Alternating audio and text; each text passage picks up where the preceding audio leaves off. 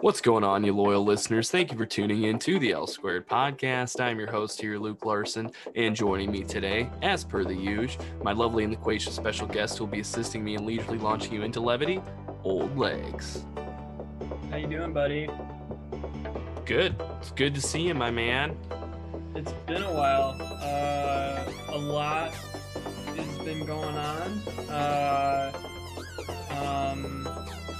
A lot has not been going on. We got the big game coming up here. Excited about that. What are you feeling there? We don't have enough time. You don't have to, oh wow. Not for me. That's interesting. I'm pretty heavily leaning Godzilla, and I don't even think it's really close. Yeah. So, I don't understand where you put the money line on that. what were you? What game were you talking about? Were you? That's what you had on here. Yeah. I mean, we're talking Kong Godzilla, right? That's what everybody's thinking about. That's what right? The people. Game. Yeah. Sure. I mean, that's what the nation's been looking at all week. Everybody's talking about it. Yeah. I mean, Kong's got a mean right hook. There's no denying that. But yeah, I just don't. Godzilla's gonna rip right through him. You're right. I was not prepared. They gotta give Kong something. I'm just saying, I would love to have a Kong stand on the pod and just make the case, because I don't see it. Well, yeah, hit us up, loyal listeners. If you are a Kong stan, please. I mean, I know it's a movie, and it seems like we're supposed to be rooting for Kong, and Kong doesn't bow to anyone. Yeah. Which I'm already like 1,000% in on this. But yeah. I can't wait. The books, the early books, they have Godzilla as a heavy favorite. Like, we're talking like Clinton over Trump, like 1 week prior to election day. Like, we're like minus 550 on the money line for Godzilla. But hey, anything could happen. So did you see the original? That's why you play the games. That's why you play the game. So, did you see the original? I don't think I've ever seen the original. So, I mean, what you gotta help me out here? Like original, or like? Yeah, well, like the first Godzilla King Kong. Godzilla King. I think it's been done many times. Okay. So the 50s version then. Yes, I don't know. I've no idea. If I've seen some either. version of this before. Like, who won in those? I don't know if I have. They all run together for me. That's actually true. That's ignorant of me. We should be going back and watching the tape. We gotta watch the tape. The tape doesn't lie. That's what I'm saying. Yeah. See if we can find any holes in Godzilla's game. I mean, because you know what it. Lizard that the nuclear lizard. I mean, if you think of like the long game, like, you know, Godzilla's probably gonna get cancer, right? I mean, he's like fighting like a nuclear bomb. Like, he's got so much radiation around him all the time. Yeah, it's like the long-term effects of. I mean, maybe he walks away. I don't know. Yeah. Maybe it's a courtroom drama. Well, I mean, you know what gets you caught in the end? What gets you beat? The little things. And that's what we're talking about today. The little things, or all the little things. Godzilla, King Kong. I brought you roses by the stairs. Yes, get angsty. Yeah. I was gonna derail the podcast even more and say that, you know, we're doing the Blink biopic, but I think we're still like 15 years out before we get that, right? Yeah, for sure. So, So yeah, we have the little things, or as many have been calling it, all the small Small things. things. Um, and lead us in. So this was the first of Warner Brothers 2021 slate of films, which they announced they were going to be releasing simultaneously in theaters and on HBO Max, which you and I have HBO Max, so we were able to see Yes. this from. Thank you, HBO. Thank you. Yeah, shout out. They're a sponsor for Right. this Yeah. week's episode, so It's thanks really awesome. for Yeah. letting us watch this. Euphoria is great. I love it. Yeah, it's really good. So I can see why this was January release. This came out this last Friday, but we'll talk about it. So I know everybody's thinking, we're all Very think, excited for yeah, the here. we're all thinking, what is the plot synopsis for this film? Is there any way we could hear this? And I'll scratch that itch for you. Kern County Deputy Sheriff Joe Deacon is sent to Los Angeles for what should have been a quick evidence-gathering assignment. Instead, he becomes embroiled in the search for a serial killer who is terrorizing the city. Starring Denzel Washington, Rami Malek, our boy Jared Leto. Morbius. This was a Morbius prequel, it felt like. Definitely could have been. Yeah. Yeah. It's part of the Morbius verse. The Morbius verse. The Morbius. I want more of it. It's an expanded, the Morbius verse. No, this is when you said this is the first of, when you were introducing it, I was like, this cannot be a universe. Like, this is the first of the Things universe. Like, where they're just gonna have like big things, medium-sized things, just lots of things. Lots of. Yeah, this is part of the Stranger Things. This could be part of the Stranger Things expanded universe. Yeah, there we go. It's crazy because they have multiple films planned, like The Big Things, and to me it feels like The Big Thing will definitely get you caught, and it's going to be like a really short movie. Like, that's true. You leave the knife at the scene. That's a big thing. And they're like, wait a minute, that's kind of a big thing. Table that. And then let's do the little thing. Yeah. Right? First.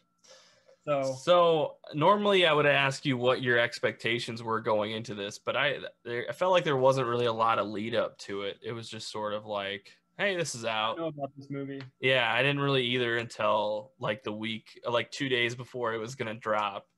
And I was like, oh yeah, this is one that's getting dropped for a January release. So I don't know. I mean, we watched it. What were your initial thoughts?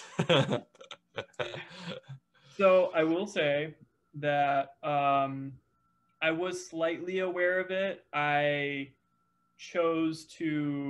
It was on my feed, and I chose first to watch the Jules episode of Euphoria. But thank you, HBO. I did see the little things there, and then you text me like, "Hey, we should talk about this movie," and I was like, "Oh man, this is gonna be good." And so okay, let's get into it. I don't know if I've missed like Denzel in like a long time. I see all of his films eventually, and I usually I'm just all the way in on anything Denzel. Sure. Rami Malek, however, boy. So I can't say that he's like an L squared favorite here. I just I'm fascinated by his career now, because I don't really understand what he's doing in this film. I don't know why it can't just be Denzel solving a crime. Exactly. Like all of the scenes where Denzel is just like walking around chewing gum and just like kind of staring at dead girls in his closet, I'm like, yeah, I'm in on this. You're like, this is cool. hype. And it's that perfect like zone of like no cell phone crimes, which makes it even better, where it's like you're like just guys that are going to be dead by the time they're 60, if not already, and they're just working the case. I'm always in on that, okay, as a trope, as a thing. But I don't know, like the Rami Malek, I don't get it. I really don't get it. Can you help me with this? Unfortunately not. I mean, Rami Malek is sort of, he's Winner. yeah, sorry, Oscar winner Rami Malek. He's kind of a monolith, and I wasn't on the Mr. Robot train. I never got, I'm because it's a television show. So as you probably could have guessed, pretty good. Never seen it. It's pretty good. They were short in GameStop like 10 years ago. They were way ahead of it. They're way ahead of it. He'll always be night at the museum. For me, he was like the Egyptian god or whatever that Ben Stiller runs into. So like that's who Rami Malek is to me. But I don't understand what his character was either, because I thought at first he was gonna be like the detective that is like straight edged, and he's like, Denzel, you're coming to my town, I tell you what's going on. And then it's just sort of like, I think at best he's like the Mark Ruffalo in Zodiac, but like obviously he doesn't get. No, it's not that good though. That's what I'm saying. I'm saying at best the best version of this type of character is Mark Ruffalo in Zodiac, which this doesn't get anywhere near. But I don't get the purpose of him either. I don't really get his motivations. I don't really get anybody's motivations in this film, to be totally honest. I mean, Denzel's doing it for me. Yeah, I mean, they purposely left his kind of doing it for me. Yeah, doing it for him. I mean, cleaner. I wrote some notes down here. Give them to me. That I eventually was checked out on this film, so I kind of quit writing notes down. But I said good opening. I thought it was a good opening, and overall, the whole film was shot very well. Actually, there's a lot of really good shots. Cinematography is good. You know, for like a run of the mill kind of not great thriller, like I was like, it's shot pretty well. Really good opening. I wrote a couple quotes down. Got to kiss a lot of frogs to find your prince. Denzel said that to Rami Malek. What would you say if someone said that to you in real life? Like, what would you say to them? I would say, what? Say, what was that? You care to elaborate? Yeah, excuse me. Did you want another shot at that, or that's what you wanted to say? Okay. When he sees the dead body, says, holy guacamole. Denzel says that, which I thought was interesting. They said this phrase twice. They said he was sucking on a 12 gauge. And then again, it comes up later where they're like, yeah, he's found, yeah, we'll have you sucking on a 12 gauge. That sucking on a 12 gauge came up twice, 2 different times. Well, so there's some hidden meaning there, I think. You know what else came up? I think 3 times is one of my favorite tropes ever of just like saying the title of the movie. Yeah, because it's so many times. Denzel says, like, I think they kept having to remind him like what set he was on, because they're like little things. Because he was like, he was about to go like full Equalizer, and they're like, no, it's the little things. So he's like, it's time to. We're in the group of us here. They might as well call us the Magnificent Seven. They're like, no, that's not. It's the little things. Just run it again. Yeah. That's a good point. We got you by the balls, as small as they are. That was supposed to be intimidating. Jared Leto, when he said, you lost control. Like, fuck you, man. Fucking Jared. I mean, we'll get to that. I also said Busch Light must have been a sponsor, because there was a can of Busch Light in almost every shot of, for sure, Jared Leto's apartment. And I was like, the killer that loves Busch Light, he always had cans of Busch Light around. So that was just how he lived his life. But what did you think about Jared Leto with his character choice was not brushing his teeth, not trimming his beard, and then just putting a pillow in his shirt? that was his whole character arc. and like the walk, like he's got like the Conor McGregor walk. Yeah, kind of like it's like it's a mix between Conor McGregor and like Bigfoot, like where he's never like seen someone walk before. He's like no, I have this like thing I've been working on, and he just like like if he was, it's like he's like a gray or something like that, where it's like one of those found footage things where it's like this is clearly like not a human. Yeah. Or like I don't know, probably like the paparazzi when they see like Mark Zuckerberg going into like a Sephora, and it's just like hovering above the ground, like great wild stuff. I will say, I think this is not even doing this for the show. Hot take. Okay. I think Jared Leto is the best part about this movie. Yeah. I wish I could disagree. I think he won the movie. I think he finally did it. There's not a lot to win here. Like he's not like, this isn't like Kong versus Godzilla. This isn't the big game. But he's getting like a win in the division, you know? Yeah. Not sure if he's making the playoffs, but this is like a solid win for him. He's going up against two Oscar winning, multiple nominated actors in Rami Malek and Denzel Washington, and I think he takes the chips here. He's like, I think the best scene in this film is just him being interrogated, and it's just exactly like what I think Jared Leto is probably like in real life. Yeah. I like, it's like that, you know, in like Martin Scorsese when McConaughey's just doing his thing, and they're just like, it's not planned, it's not anything, and Scorsese's just like kind of like start rolling. Like this was just them talking before the scene, like Leto, they were just going over lines. Yeah, they're like talking about their day, and this is what came out, and everyone is like that, like reaction that Denzel has when he's punching the wall, that unscripted. That was us watching it. I read that. Yeah.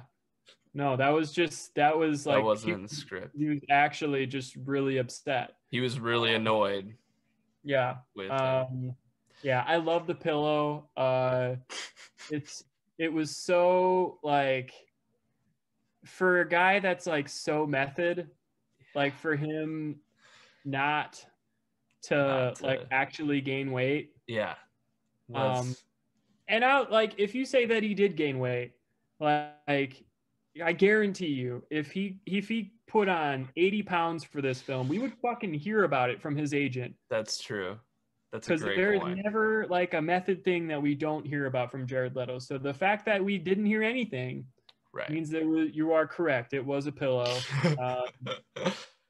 For what reason? I don't really know. I don't know either, because like he gained the shitload of weight for that one movie where he played the guy who shot John Lennon.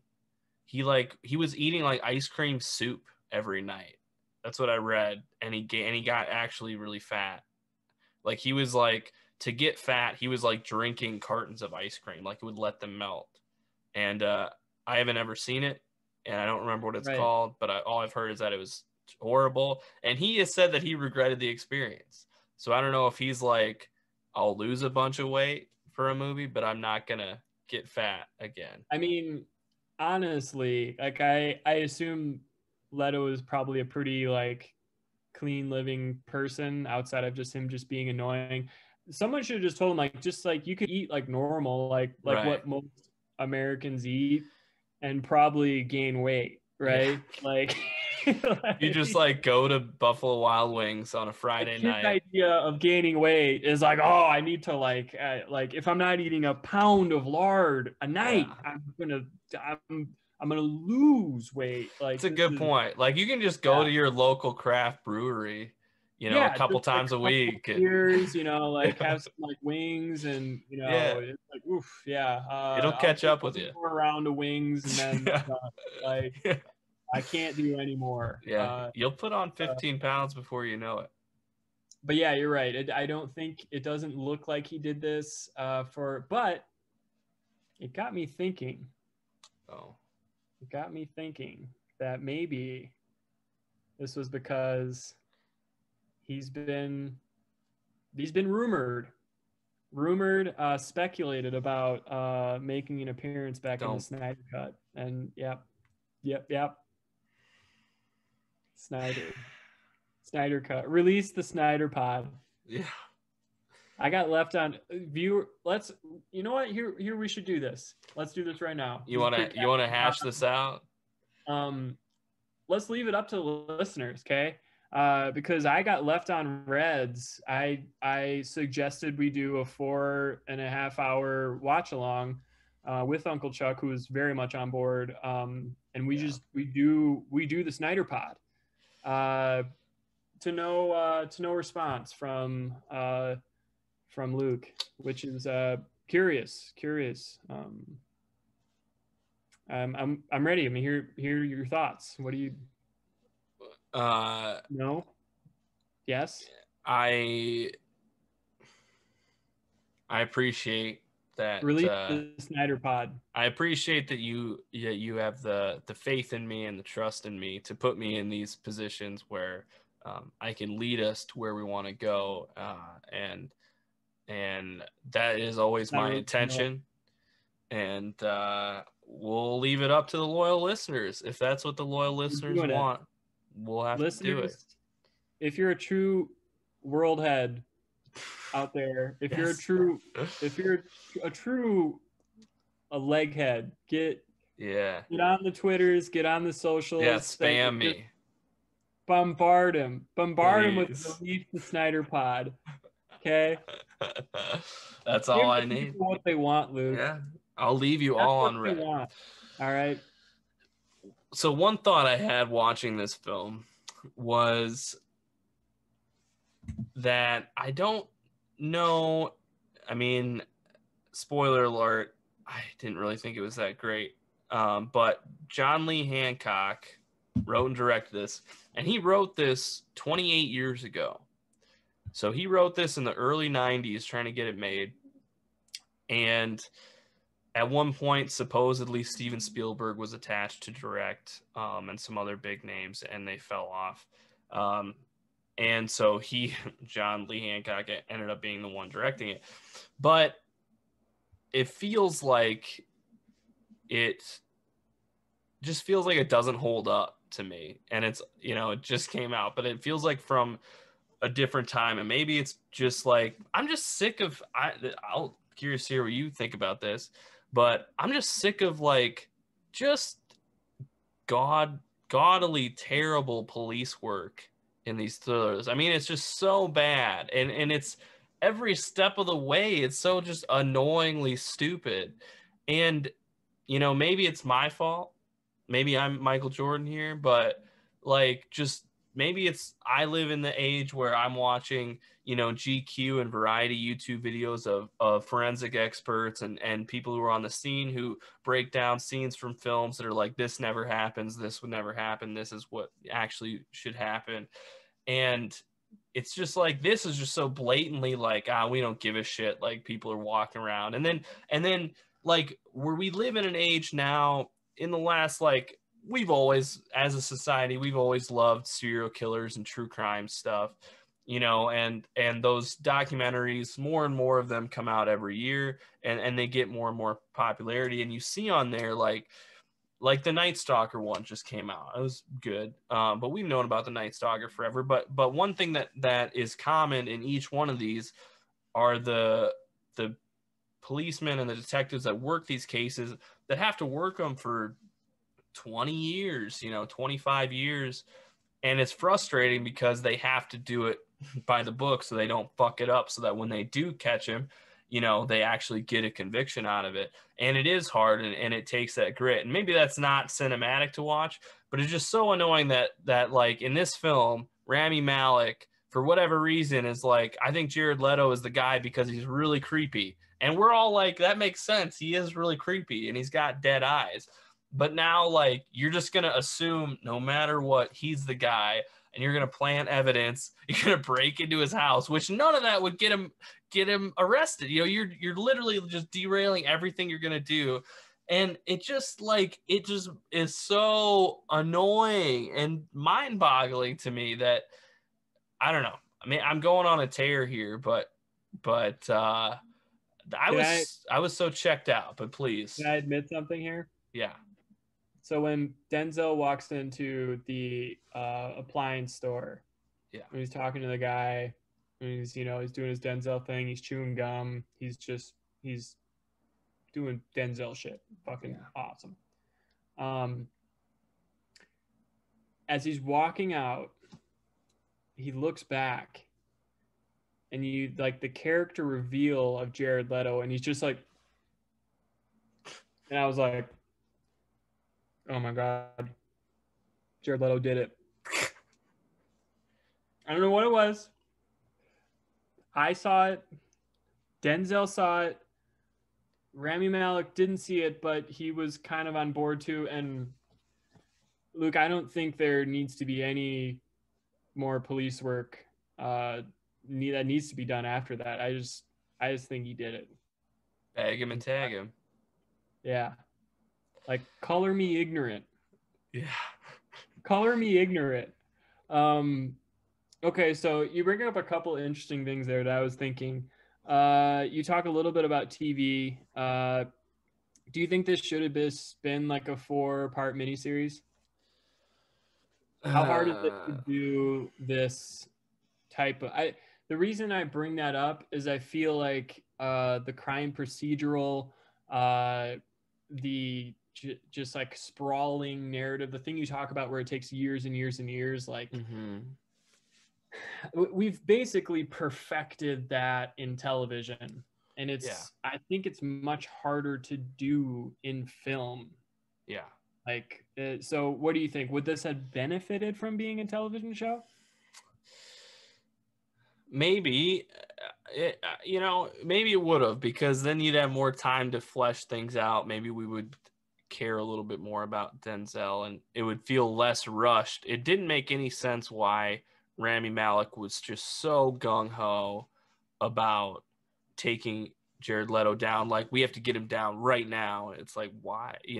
Well, you should probably have some evidence first before you take him down. Like, you don't want to wait for that. And also, you're just going to break into his apartment when he's not there to try and find evidence. Like, you can't use any of that. Even if you were to find something, you can't use it because you broke into his house unlawfully. Like, it's inadmissible, It's just, anyway.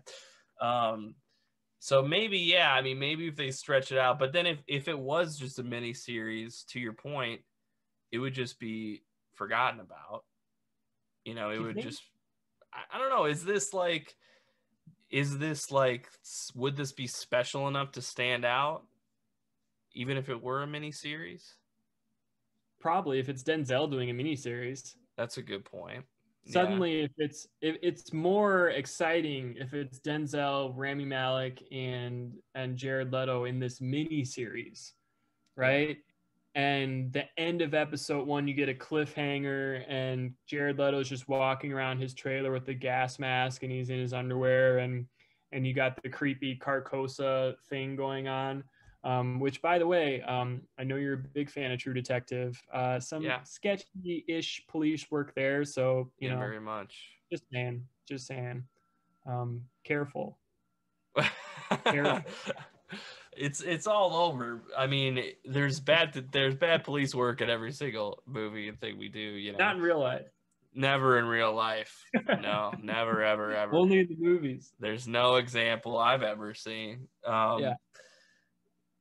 But I don't know. I mean, like, I think maybe the reason it took this movie so long to get made was because it was written and trying to get made in the early 90s, and then all of a sudden 1995 came around and a little film called Seven came out, and that's all of a sudden serial killer, thriller, detective, dark, neo noir. 8mm. This little film 8mm comes out. Nick Cage and really just flips the industry on its head. Bring me machine. I want to see that animal. I really think of the film industry as pre and post 8mm getting released. As you should.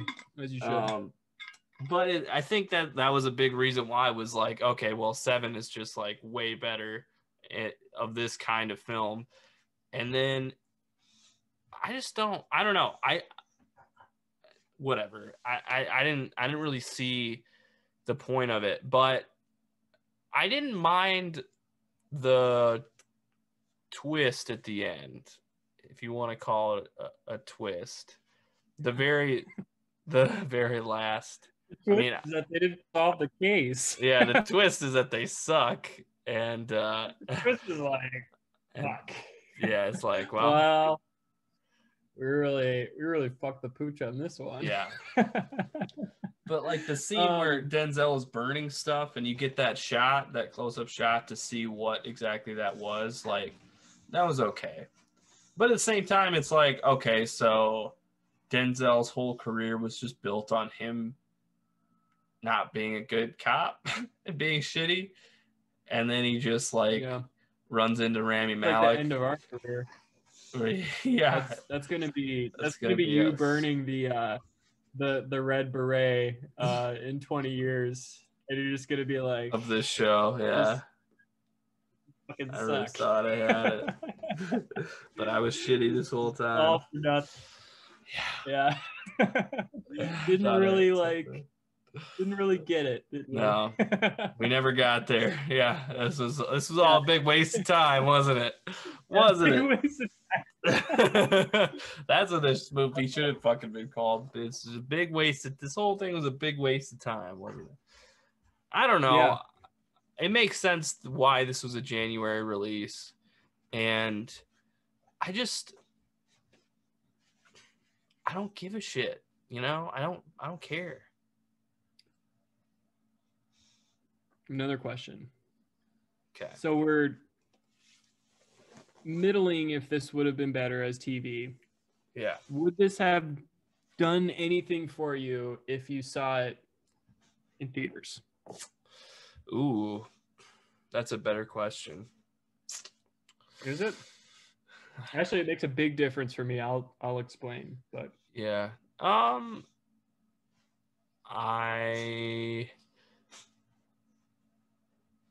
probably would have made a difference. I don't know which way it would have gone. Because like in one instance, I'm in the theater, and like the difference. You get it, right? Like, no. I guess like when I checked out, it's a lot easier to check out at home. Like I can just like look at Twitter or whatever. In a theater, I don't do that, guys. Reply to my demands. Yeah. Pod. Yeah. Read the message. Yeah, clearly. Yeah. Yeah. You wouldn't have a chance to read it. I'm busy. Yeah. So, I mean, if I was in a theater, I wouldn't have as much of an opportunity to check out, I guess. But what about you? What difference would it have made for you? Well, this movie is a little historic for me.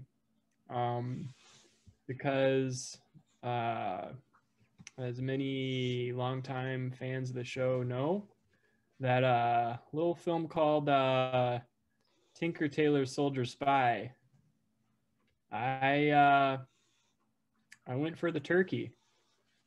I fell asleep 3 separate times watching that movie and this one. Wow. 72 hours to watch The Little Things. Wow. 3 separate nights I sat down. I I didn't try to start watching it from the beginning. I just kind of went for it. I missed maybe a little bit in the middle because I was like, all right, well, I get it's probably Jared Leto, but I'm not really sure how we got here.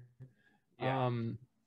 But wow, I got to tell you, and if it wasn't for this pod, I don't know if I would have came back because I kept forgetting. I was like, oh yeah, I should watch that tonight, and I just like kept getting it. But it was fun because I haven't had a 3 sleeper in a while. In a while since 2011. Every 10 years. Difference is I did like Tinker Tailor Soldier Spy. I don't like this good. movie. But I just wanted to put it out there. I think that's a really it's kind of a fun way to start 2021. Yeah. With just a 3 sleep banger. So yeah. Again, like for me, like difference wise, like I don't, I probably wouldn't be able to get 3 naps in the theater. I haven't done that. No. The closest I've maybe come is the double nap, the double Dune nap. I knew that was coming. For the David Lynch masterpiece. Dune is like the only movie that I think you and I have both fallen asleep every time we watched it. Just hard, just like really, REM. Like wake up really feeling like I was dead for 1,000 years, just deep sleep. Yeah, it drags a little bit until Paul Muad'Dib calls the great Shai Hulud. Yeah, we'll have to wait till the fall to see that one on HBO Max. Right, yeah. Again, could be a 3 sleeper. Who knows? Maybe I'll get that 3rd sleep on the Timothy Chalamet. Yeah, there you go. There was one movie that you fell asleep on. Do you remember when you fell asleep during Nightcrawler? I guess when Riz Ahmed was like, when Jake Gyllenhaal said to Riz Ahmed, like, "Don't worry, I'll take the first shift. You go ahead and sleep." And you were like, "All right, cool." And you just leaned back and fell asleep. I don't remember that, but that's like comedic genius. Wow. Yeah, it was good. Myself. You were like, "Cool, yep, I'm out." Yeah. Well, I figured like since Warner Brothers, they're releasing their fucking slate on HBO Max, loyal listeners, we're gonna try and watch every one, and we're gonna be here. Wow. And we're gonna. This is news to me. Yeah, the breaking news right now. What's next? Tell me what's next. What do I have to look forward to? What do we got? Bond? I'm ready. Let's see. Well, yeah. So Judas and the Black Messiah is going to be the next one. That's going to be a big one. Our boy Lakeith Stanfield, February 12th. I'm actually super jazzed. That's not racist. To see that. And then closing out February is going to be Tom and Jerry, the animation / live action family film. Half and half, little Roger Rabbit action. And it's gonna be a lot of fun. So we have not discussed this. I might hold you hostage if you make me watch Tom and Jerry. I might Deshaun Watson this podcast until we do a Snyder pod. Okay, my demands are out there. Okay, well, we cannot just jump into Warner Bros. Do anything without even the conversation like that. I'm putting it on the table, right? One for me, one for you. You want to watch Tom and Jerry? I want to do the Snyder pod. Okay, ask the listeners what would they rather hear us talk about. I have a feeling it's Zack Snyder. Well, yeah. I guess if we're doing the Warner Brothers slate, the Snyder Cut is on the slate for HBO Max. It is. I knew that. See? So we're doing it. Okay, loyal listeners, you did it. We're doing the Snyder Cut. Actually, no. tweet Luke anyways. Okay. Get your K-pop fans. Get the get the Bayhive, the Little Monsters, any rabid internet group. I want them tweeting, Instagramming, calling, faxing Luke until he comes to his senses, honestly, because it's the only right thing to do. Okay. Yeah. You owe me this. So I've unfairly over the years led you to believe that I would watch a shitty movie that you were excited about, knowing full well that you would forget about it as long as I just let you say what you wanted to say and then move on. Yeah. So I have done that a lot over the years. Somehow, like, we didn't watch my favorite January release, Serenity, 2 years ago now, right? Yeah. Fuck you. In conclusion, you're the worst person that I know. So that's what I think. Okay. Well, maybe we'll have to do a Warner Brothers Classics series where we reach into the vault. We can pull out Serenity. You're promising a lot right now. Yeah, I'm putting a lot out there. I'm setting a lot. Okay. Setting the bar high. This is New Year's resolution Luke here. Yeah, this is stepdad Luke. I'm promising you a lot of things. Yeah. It's like, all right. Hey, this weekend we can go to Disney World. We'll go. Hey, you know what? If you want to take me to Six Flags, I'll go to Six Flags. But I'm not canceling my plans as of this Saturday. Okay. We'll go. Look, Six Flags isn't going anywhere, guys. All right. Six Flags not going anywhere. I'll believe when I see it. Yeah. Okay? I'm ready to do the Snyder Pod now. Yeah. I'm ready now. I'm ready to shoot. I don't need to see it. I already know. I can do 4 hours. I just hope it's black and white the whole time. That's all I want. Yep. Well, check out The Little Things or don't. I don't really care, but we'll be here for the Warner Bros. Slate. We're going to slog through it. That's our resolution. We're going to see every single one that they released this year, all for you guys. So to follow us along, you can find me on Twitter at LukeLarson89. Find this podcast at L Squared Podcast on Twitter, on Instagram. You can find us on Facebook at L2 Podcast. Follow us on Spotify or Apple Podcasts or wherever you get your podcasts. We are also on YouTube. You need to spam me and let me know how much you want us to do the Snyder Pod. Please ruin my life with the amount of tweets that we get. Let him know. Let him first release the Snyder Pod, hashtag King Kong versus Godzilla. Right. Give us your take. We're still looking for the Kong stand to come on. Okay.